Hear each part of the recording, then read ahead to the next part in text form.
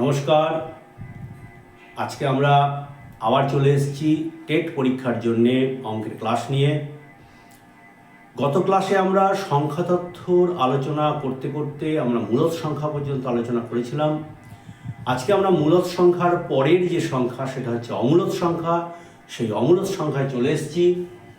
দেখতে পাচ্ছেন অমূলদ সংখ্যা হলো কাদের বলা হয়? যে সকল সংখ্যাকে p/q আকারে প্রকাশ করা যায় না।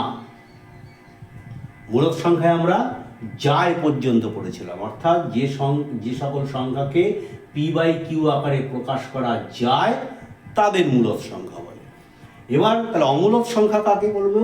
যে যাদের প্রকাশ করা যায় না p/q আকারে। এবার p/qটা কি? যেখানে p/q পূর্ণ, p এবং q পূর্ণ সংখ্যা হতে হবে এবং q নট ইকুয়াল টু 0 হতে হবে, অর্থাৎ এই শর্তটা পূর্ণ হতে হবে। তাহলে p/q, যে সকল সংখ্যাকে p/q আকারে প্রকাশ করা যায় না তাদের অমূলদ সংখ্যা বলবে। এবার অমূলদ সংখ্যার এক্সাম্পল কি হবে? অমূলদ সংখ্যার এক্সাম্পল হবে √2। কেন হবে এগুলো আমরা পরে আসছি। √3, √5,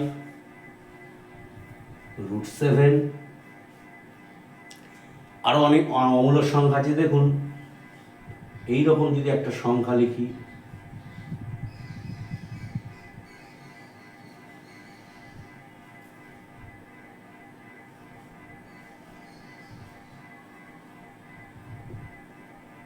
অর্থাৎ এটাকে দেখতে মনে হচ্ছে আবৃত দশমিক, কিন্তু আবৃত দশমিক নয়। কেন? কারণ দশমিকের পরে 0, 3 আছে, একটা 0 ছিল। এবার দেখুন, তারপরে এই 3-এর পরে দুটো 0 3 হয়ে গেছে, 3টে 0 3 হয়ে গেছে। এইভাবে যদি এখানে 4টে 0 3 থাকে এবং বেরোতে থাকে, এটা কিন্তু আবৃত দশমিক নয়। এবার আবৃত দশমিক ওইগুলো আমরা পরে আসছি। অর্থাৎ অমূলদ সংখ্যার ধারণায় আমরা দেখতে পাচ্ছি যে যে সকল সংখ্যাকে p/q আকারে প্রকাশ করা যায় না, যেখানে pq পূর্ণ সংখ্যা এবং q নট ইকুয়াল টু 0 এটা হতে হবে, তাদের অমূলদ সংখ্যা বলে। এর উদাহরণ হচ্ছে √3, √2, √3, √5, √7 এবং এই যে সংখ্যাটা, এই সংখ্যাটাকে আমরা লিখছি। দেখতে মনে হচ্ছে যে সংখ্যাটা হয়তো এই দশমিকের পরে এই যে ভাগটা, এই ভাগটা হয়তো রিপিট করছে, কিন্তু নয়। একটু ভালো করে খেয়াল করলে দেখা যাবে যে একটা 0 3 আছে, এখানে দুটো 0 3, এখানে 3টে 0 3, এখানে 4টে 0 3, এইভাবে সে এগোতে থাকে। অত সংখ্যাটার কোনো শেষ নেই। তো এই সংখ্যাটা হচ্ছে অমূলদ সংখ্যা। এইবার এটাকে যদি আমরা ছকের আকারে প্রকাশ করি, এর আগের দিন আমরা দেখেছিলাম যে মূলদ সংখ্যা পর্যন্ত আমরা পঞ্চভুজের মধ্যে মূলদ সংখ্যাকে রেখেছিলাম। এইবার আমরা ষড়ভুজের মধ্যে অমূলদ সংখ্যাকে ঢুকিয়ে দিয়েছি। এই অমূলদ সংখ্যাকে ষড়ভুজের মধ্যে ঢুকিয়ে দেওয়ার পরে অমূলদ সংখ্যা যেগুলো এর আগেও বললাম, √2, √3, √5, √7 এবং এই সংখ্যাটা, এটা হচ্ছে অমূলদ সংখ্যা। এই পুরোটাকে যদি আমরা এই মূলদ সংখ্যার সঙ্গে অমূলদ সংখ্যাকে যদি আমরা নিয়ে নিই এবং এটাকে যদি একটা চিহ্ন দিয়ে প্রকাশ করি ষড়ভুজ, এই টোটালটা হচ্ছে বাস্তব সংখ্যা। তাহলে বাস্তব সংখ্যা কি হলো? বাস্তব সংখ্যা হলো মূলদ যোগ অমূলদ। মূলদ যোগ অমূলদ এই দুটো মিলেই হলো বাস্তব সংখ্যা। তারপরে মূলদ সংখ্যাকে আর অমূলদ সংখ্যাকে একসাথে নিলে আমরা বাস্তব সংখ্যা পাবো। এর আগে আমরা মূলদ সংখ্যা যখন আসছিলাম, মূলদ সংখ্যা আসতে গিয়ে আমরা প্রথম থেকে যখন সংখ্যা শুরু করেছি, সেখানে আমরা দেখেছি হচ্ছে আপনার হচ্ছে স্বাভাবিক সংখ্যা, তারপরে হচ্ছে অখণ্ড সংখ্যা, তারপরে পূর্ণ সংখ্যা, তারপরে মূলদ সংখ্যা। এইভাবে আমরা এসেছিলাম। অর্থাৎ এই মূলদ সংখ্যা হচ্ছে, এই যে মূলদ সংখ্যা পর্যন্ত এসেছিলাম হচ্ছে স্বাভাবিক সংখ্যা, তারপরে অখণ্ড সংখ্যা, তারপরে হচ্ছে এই সংখ্যাগুলোকে একসাথে হচ্ছে মূলদ সংখ্যা। অর্থাৎ এখানে আমরা দেখেছিলাম যে এই পঞ্চভুজ পর্যন্ত যেগুলোকে আমরা নিয়েছি, পঞ্চভুজ পর্যন্ত যেই পর্যন্ত ছিল, এইটা হচ্ছে মূলদ সংখ্যার দল ছিল। এবার ষড়ভুজ পর্যন্ত যখন আমরা নিয়েছি, যখন ষড়ভুজের ভেতরে অমূলদ সংখ্যা ঢুকে গেছে, এই পুরোটা হয়ে গেছে বাস্তব সংখ্যা। এই বাস্তব সংখ্যার দলে কে কে থাকবে? বাস্তব সংখ্যার দলে মূলদ সংখ্যা থাকবে, অমূলদ সংখ্যা। এবং মূলদ সংখ্যার মধ্যে কারা কারা থাকবে? ওই অখণ্ড সংখ্যা, পূর্ণ সংখ্যা, স্বাভাবিক সংখ্যা, সব কিন্তু মূলদ সংখ্যার মধ্যে থাকবে। এবার এই যে অমূলদ সংখ্যা, অমূলদ সংখ্যা কবে আবিষ্কার হয়েছে? অনেক দিন আগে। অমূলদ সংখ্যা আবিষ্কার হয়েছে বহুদিন আগে, আজ থেকে প্রায় 2500 বছর আগে, মানে 2400, 2500 এইরকম একটা সময়, অর্থাৎ খ্রিস্টপূর্ব 5ম শতাব্দীতে। খ্রিস্টপূর্ব 5ম শতাব্দীতে এই মূলদ সংখ্যার ধারণা এবং তার আবিষ্কার হয়। কে করেন? প্রখ্যাত গ্রিক গণিতবিদ হিপ্পাসাস। কি নাম?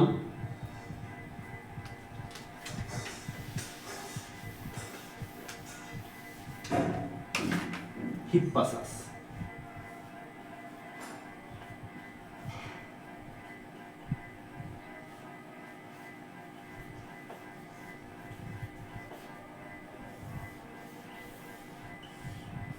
প্রখ্যাত গণিতবিদ হিপ্পাসাস, ইনি কে ছিলেন?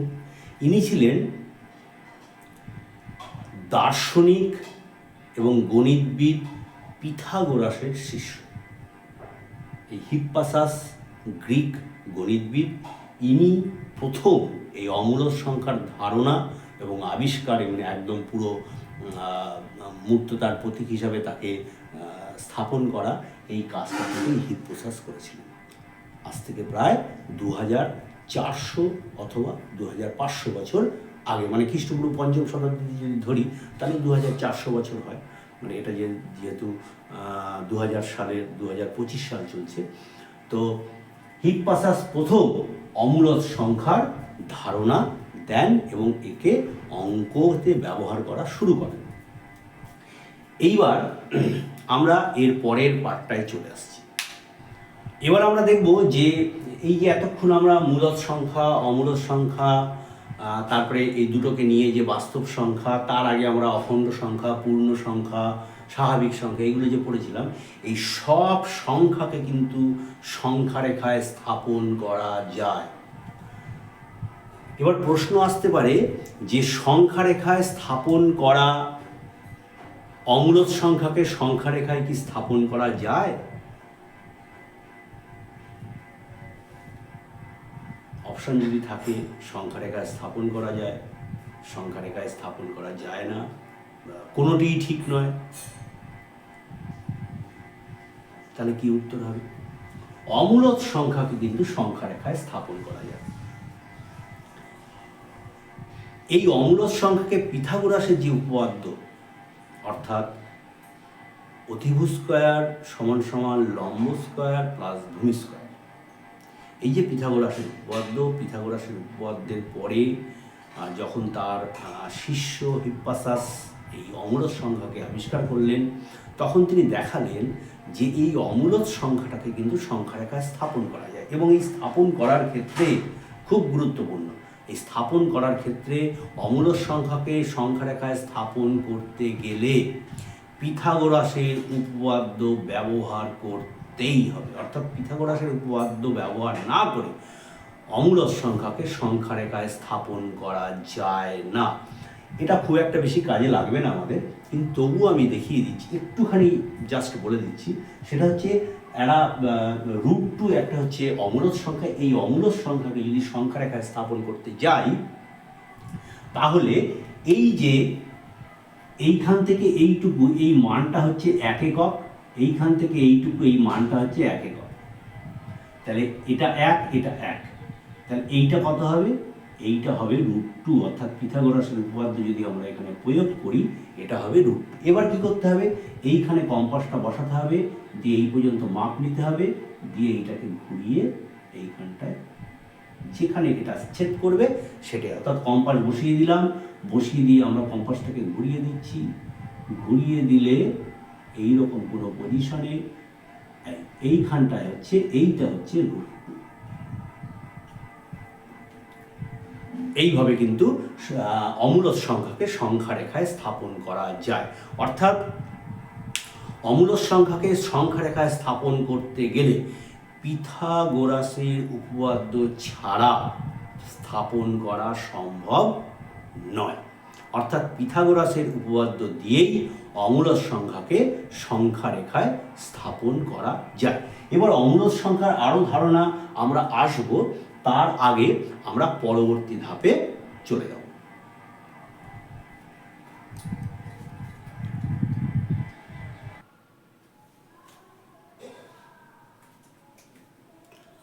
এরপর আমরা চলে আসছি বাস্তব সংখ্যার শ্রেণী বিভাগের মধ্যে।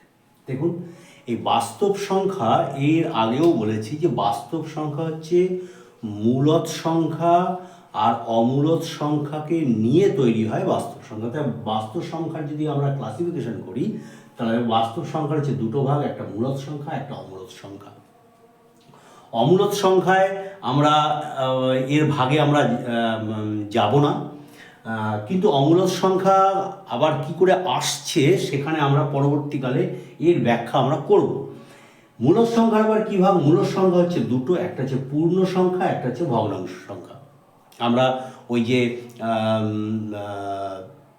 বৃত্ত, ত্রিভুজ, চতুর্ভুজ, পঞ্চভুজ, সেইখানে আমরা এগুলো লিখেছিলাম। কিন্তু এবার এই পূর্ণ সংখ্যার হচ্ছে দুটো ভাগ, একটা হচ্ছে অখণ্ড সংখ্যা, একটা হচ্ছে ধনাত্মক সংখ্যা। এবার অখণ্ড সংখ্যার হচ্ছে আবার দুটো, সেটা হচ্ছে শূন্য মানে যে আমাদের যে মানে জিরো যে সংখ্যাটা, সেইটা হচ্ছে এই শূন্য। অর্থাৎ এই শূন্য কিন্তু অধনাত্মক অঋণাত্মক একটা সংখ্যা, এ ধনাত্মকও নয় আবার ঋণাত্মকও নয়। এবং অখণ্ড সংখ্যা তাহলে দুটো ভাগ হলো, শূন্য আর হচ্ছে স্বাভাবিক সংখ্যা। স্বাভাবিক সংখ্যাগুলো আমরা জানি যে 1 থেকে শুরু করে যতদূর পর্যন্ত আমরা ভাবতে পারবো, লিখতে পারবো, সব সংখ্যাই হচ্ছে স্বাভাবিক সংখ্যা। এবার ভগ্নাংশের আমরা দেখছি যে ভগ্নাংশ দু রকম, একটা হচ্ছে সামান্য ভগ্নাংশ আর একটা হচ্ছে দশমিক ভগ্নাংশ। এইবার আমরা এই সামান্য ভগ্নাংশ এবং দশমিক ভগ্নাংশের ক্লাসিফিকেশনে যাব। অর্থাৎ বাস্তব সংখ্যার ক্ষেত্রে আমরা এইভাবে ছকের মাধ্যমে করলাম, এবং এর আগে আমরা যেটা করেছিলাম সেটা হচ্ছে বিভিন্ন চিহ্নের মাধ্যমে, অর্থাৎ বিভিন্ন শেপের মাধ্যমে।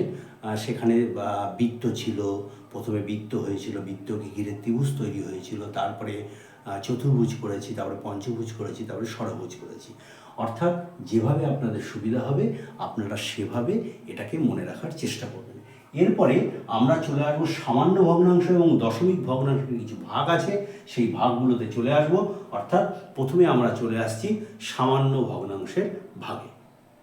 এর আগে আমরা যে ভগ্নাংশ দেখেছিলাম, সেই ভগ্নাংশের যে দুটো ভাগ দেখেছিলাম, তার মধ্যে প্রথম ভাগ ছিল সামান্য ভগ্নাংশ আর দ্বিতীয় ভাগ ছিল দশমিক ভগ্নাংশ।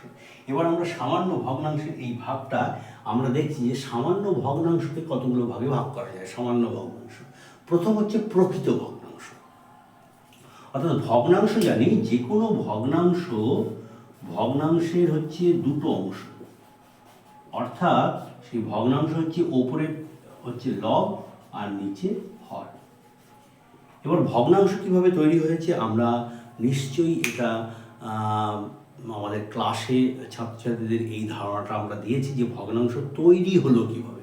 অর্থাৎ সেই ধারণায় আমরা যাচ্ছি না, যে এটা আমরা সবাই প্রত্যেকেই জানি যে ভগ্নাংশ তৈরি হলো কেন।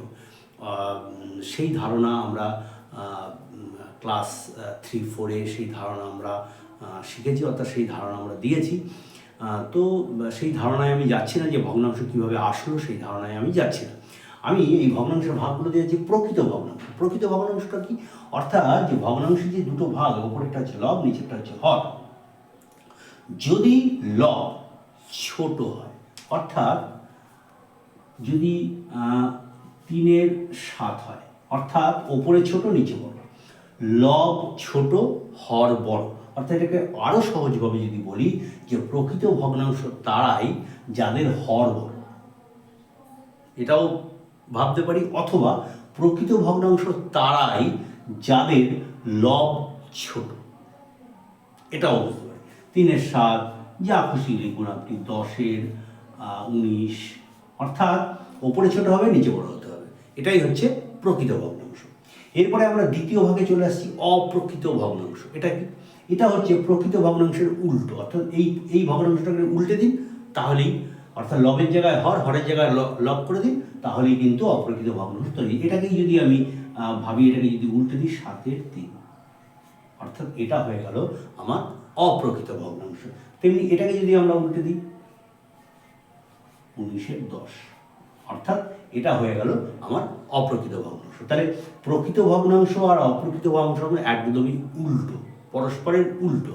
অর্থাৎ প্রকৃত ভগ্নাংশে যেখানে দেখা যাচ্ছে ওপরে ছোট নিচে বড়, অর্থাৎ লব ছোট হর বড়, তেমনি সেখানে অপ্রকৃত ভগ্নাংশে আমরা দেখতে পাচ্ছি লব বড় হর ছোট। অর্থাৎ প্রকৃত এবং অপ্রকৃত ভগ্নাংশ সরাসরি অপোজিট। মিশ্র ভগ্নাংশ, মিশ্র ভগ্নাংশটা কি? মিশ্র ভগ্নাংশ হচ্ছে ভগ্নাংশের মধ্যে পূর্ণ সংখ্যাও থাকবে আবার অপ্রকৃত ভগ্নাংশও থাকবে। কিরকম? 2×2=7, অর্থাৎ এখানে একটা পূর্ণ সংখ্যা রয়েছে আর এখানে একটা ভগ্নাংশ রয়েছে। তাহলে এরকম মিশ্রণ যখন থাকবে সেই জন্য মিশ্র ভগ্নাংশ নাম দেওয়া হয়েছে। আরও একটা উদাহরণ নিই, 10×11=23, এটা হচ্ছে মিশ্র ভগ্নাংশ, অর্থাৎ যে ভগ্নাংশের মধ্যে পূর্ণ সংখ্যা এবং ভগ্নাংশ একসাথে রয়েছে সেটাই হচ্ছে মিশ্র ভগ্নাংশ। এরপরে আমরা চতুর্থ ভাগে চলে আসবো হচ্ছে জটিল ভগ্নাংশ। এই জটিল ভগ্নাংশটা কি? জটিল ভগ্নাংশ যেটা, সেটা হচ্ছে যে ভগ্নাংশের ভগ্নাংশ, অর্থাৎ দুটো ভগ্নাংশ যদি একসাথে রাখা হয়, দুটো ভগ্নাংশকে যদি ভগ্নাংশের আকারে রাখা যায় তাহলে সেটা জটিল ভগ্নাংশ। উদাহরণ কীরকম? 2/5 ধরুন, এটা একটা ভগ্নাংশ, এর সাথে আবার আরেকটা ভগ্নাংশ রাখা হচ্ছে 7/11, অর্থাৎ দুটো ভগ্নাংশকে ভগ্নাংশের আকারে রাখা হচ্ছে, তাহলেই সেটা জটিল ভগ্নাংশ। এইটা এরকম ভগ্নাংশ আমরা দেখেছি এবং এর ক্যালকুলেশনও করেছি, করে এটাকে সামান্য ভগ্নাংশে রূপান্তরিত করে তারপর আমরা অঙ্কও করেছি। এরকম আরও একটা যদি উদাহরণ দিই, যে 8/11 তার সাথে রইল হচ্ছে 5, এটা একটা পূর্ণ সংখ্যা, কিন্তু এটাকে আমরা কখনো কখনো ভগ্নাংশও ভাবতে পারি 5-এর অঙ্ক করার সুবিধার জন্য। অর্থাৎ এটা যদি এরকমই যদি থাকে তাহলে সেটাও হচ্ছে জটিল ভগ্নাংশ। অর্থাৎ একটা ভগ্নাংশ আর একটা পূর্ণ সংখ্যা যদি ভগ্নাংশের আকারে থাকে তাহলে সেটাও হয়ে যাবে জটিল ভগ্নাংশের মধ্যে। এরপরে আমরা জটিল ভগ্নাংশের উদাহরণ এবং জটিল ভগ্নাংশের ভাগ দেখে নিলাম। 4টে ভাগ, সামান্য ভগ্নাংশের 4টে ভাগ: অপ্রকৃত ভগ্নাংশ, অপ্রকৃত ভগ্নাংশ, মিশ্র ভগ্নাংশ, জটিল ভগ্নাংশ। এর আমরা উদাহরণও করে নিলাম। এরপরে আমরা যেটায় চলে যাব সেটা হচ্ছে দশমিক ভগ্নাংশের ভাগ। এরপরে আমরা চলে আসছি যে দশমিক ভগ্নাংশের ভাগ। দশমিক ভগ্নাংশের ভাগগুলো দেখুন। দশমিক ভগ্নাংশের দুটো ভাগ, একটা হচ্ছে সসীম দশমিক ভগ্নাংশ। সসীম অর্থাৎ এই দশমিক ভগ্নাংশের শেষ আমরা জানব, অর্থাৎ এই দশমিক ভগ্নাংশগুলোর শেষ আছে। আর একটা হচ্ছে অসীম দশমিক ভগ্নাংশ, নামের মধ্যেই বোঝা যাচ্ছে অসীম, অর্থাৎ এই দশমিক ভগ্নাংশগুলোর শেষ নেই। তাহলে এই সসীম দশমিক ভগ্নাংশের কি হতে পারে? হতে পারে এরকম 3/7/5, অর্থাৎ এখানে শেষ হয়ে গেল। অর্থাৎ যখন আমরা ভগ্নাংশকে ভাগ করে এই দশমিক ভগ্নাংশে আসবো, দেখা যাবে ভাগশেষ আসতে গিয়ে শূন্য হয়ে গেছে। এইটা হচ্ছে সসীম দশমিক ভগ্নাংশ। আর অসীম দশমিক ভগ্নাংশে ধরুন 5, 8, 3, 16, অর্থাৎ এর ভাগশেষ কখনো শূন্য হবে না। যখন আমরা ভগ্নাংশকে ভাগ করে এই রকম দশমিক ভগ্নাংশে আনবো, আমরা আসছি পরে, আরও উদাহরণ আসছি, আরও ভাগগুলোকে আরও ক্লিয়ার হবে। তাহলে দুটো ভাগ দশমিক ভগ্নাংশের: সসীম দশমিক ভগ্নাংশ, অসীম দশমিক ভগ্নাংশ। এবার সসীমকে দুটো ভাগ, একটা হচ্ছে শুদ্ধ সসীম দশমিক ভগ্নাংশ। এটা কি? অর্থাৎ এটা হলো যদি আগে পূর্ণ সংখ্যা না থাকে দশমিকের, অর্থাৎ 0.37, এরকম যদি হয়ে যায়, অথবা 0.625, অর্থাৎ এখানে দশমিকের আগে কোনো পূর্ণ সংখ্যা থাকবে না, তাহলে সেটা হবে শুদ্ধ সসীম দশমিক ভগ্নাংশ। এবার মিশ্র সসীম দশমিক কোনটা? মিশ্র সসীম দশমিক হলো যে আগে যদি পূর্ণ সংখ্যা থাকে, যেমন এটাই 37, যদি এটাই করি 5.625, এটা হচ্ছে মিশ্র সসীম দশমিক ভগ্নাংশ। তাহলে এই দুটোর মধ্যে আলাদা কি? এই দুটোর মধ্যে আলাদা হচ্ছে এই দশমিক ভগ্নাংশের মধ্যে কোনো পূর্ণ সংখ্যা থাকবে না, এই দশমিক ভগ্নাংশের মধ্যে পূর্ণ সংখ্যা থাকবে। পূর্ণ সংখ্যা যদি না থাকে দশমিক ভগ্নাংশের মধ্যে, তাহলে সেটা হয়ে যাবে শুদ্ধ সসীম দশমিক ভগ্নাংশ। আর দশমিক ভগ্নাংশের মধ্যে যদি পূর্ণ সংখ্যা থাকে, তাহলে সেটা হয়ে যাবে মিশ্র সসীম দশমিক ভগ্নাংশ। তাহলে এই পার্টটা আমাদের হয়ে গেল। এবার আমরা অসীম দশমিক ভগ্নাংশে যাব। অসীম দশমিক ভগ্নাংশের দুটো ভাগ, একটা হচ্ছে আবৃত অসীম দশমিক ভগ্নাংশ। আবৃত, আবৃত্ত এই কথাটার মানে হচ্ছে অর্থাৎ রিপিট হওয়া। সংখ্যা যখন রিপিট হবে, দশমিকের পরে যখন সংখ্যাগুলো আমরা আসবে, আমার ভাগ করার সময় যখন সংখ্যাগুলো আসবে, যখন সংখ্যাগুলো যদি রিপিট হয়, তাহলে সেটা হবে আবৃত্ত অসীম দশমিক ভগ্নাংশ। উদাহরণ হতে পারে, উদাহরণ কি হতে পারে? এটার উদাহরণ হতে পারে 0.353535, শেষ হচ্ছে না। আবৃত্ত, আবৃত্ত মানে শেষ পাবো না। অর্থাৎ যখন ভাগটা করে আমরা এই দশমিকে আনছি, তখন ভাগশেষ কখনো শূন্য হবে না। সেটাই হচ্ছে অসীম দশমিক ভগ্নাংশ, সেখান থেকেই তৈরি হবে। এবার আবৃত্ত অসীম দশমিক ভগ্নাংশের আবার দুটো ভাগ, একটা হচ্ছে শুদ্ধ আবৃত্ত অসীম দশমিক ভগ্নাংশ, আর একটা হচ্ছে মিশ্র আবৃত্ত অসীম দশমিক ভগ্নাংশ। শুদ্ধ কোনটা? শুদ্ধ আবৃত্ত অসীম দশমিক ভগ্নাংশ ধরুন এই রকম 0, 3, 5, 6, 6, 3, 5, 3, 5,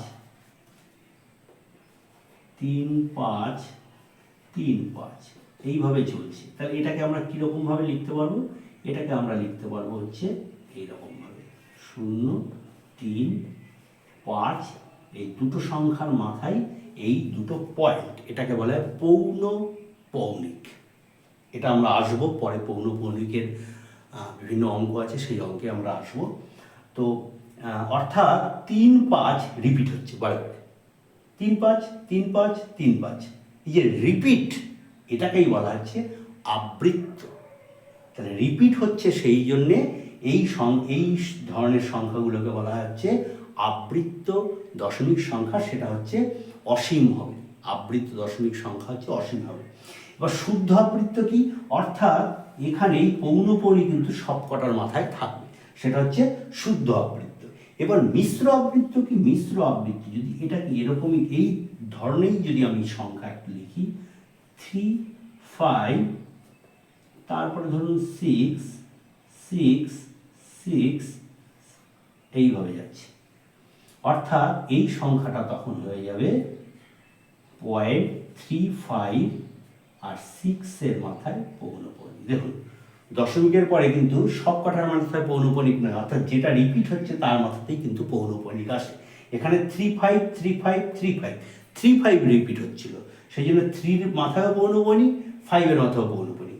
তেমনি এখানে 3, 5, তারপরে আসছে 6, 6, 6, 6, এইভাবে চলে যাচ্ছে পরপর। অর্থাৎ এখানে রিপিট কে হচ্ছে? রিপিট হচ্ছে 6 হচ্ছে, 6 কিন্তু বারে বারে আসছে, এটাই কিন্তু আবৃত্ত হচ্ছে। অর্থাৎ এখানে থাকবে 0.356। এইবার আবৃত্ত দশমিকের দুটো ভাগ হয়ে গেল, একটা হচ্ছে শুদ্ধ আবৃত্ত অসীম দশমিক ভগ্নাংশ, আর একটা হচ্ছে মিশ্র আবৃত্ত অসীম দশমিক ভগ্নাংশ। এবারে চলে আসবো যেটা হচ্ছে অনাবৃত। অনাবৃত্ত অসীম দশমিক ভগ্নাংশ। অনাবৃত মানে কি? অর্থাৎ দশমিক ভগ্নাংশটা অসীম, শেষ হবে না, কিন্তু সংখ্যা রিপিট হচ্ছে না। একটা উদাহরণ আমি এখানে দেখাই। ধরুন 0.20,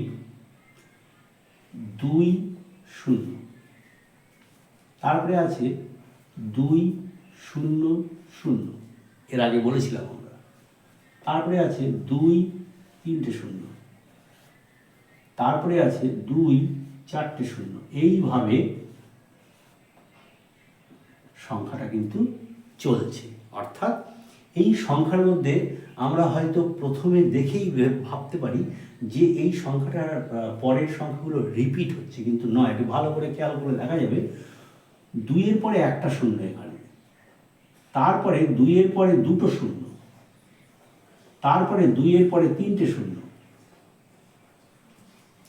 এরপরে 2-এর পরে 4 শূন্য। এইভাবে কিন্তু সংখ্যাটা এগোচ্ছে। অর্থাৎ এখানে সংখ্যা কিন্তু রিপিট পাচ্ছি না। এইটা হচ্ছে অনাবৃত অসীম দশমিক ভগ্নাংশ। এই অনাবৃত অসীম দশমিক ভগ্নাংশ যেটা, এটাই হচ্ছে অমূলদ সংখ্যা।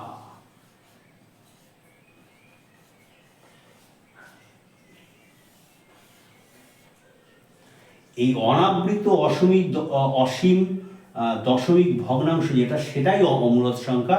আর বাকি যা সংখ্যা এখানে যত ভাগ আপনারা দেখতে পাচ্ছেন, সব কিন্তু এইটা বাদ দিয়ে সব সংখ্যা কিন্তু মূলদ সংখ্যা। শুধু এইটা হচ্ছে অমূলদ সংখ্যা। তাহলে অমূলদ সংখ্যার ধারণা আমাদের হয়ে গেল। এরপরে আমরা পরবর্তী ক্লাসে পরের কোনো জিনিস, সংখ্যাতত্ত্ব এখনও আছে, পরের সংখ্যাতত্ত্বের যে পার্টটা রয়েছে সেই পার্টটা আলোচনা করব। আপনারা সাথে থাকুন, দেখতে থাকুন, আর এই চ্যানেলটিকে সাবস্ক্রাইব করে দিন, বেল আইকন ক্লিক করে দিন, তাহলে আপনারা অটোমেটিক যখন ভিডিও আসবে আপনারা পেয়ে যাবেন। নমস্কার, আপনারা সুস্থ থাকবেন, ভালো থাকবেন।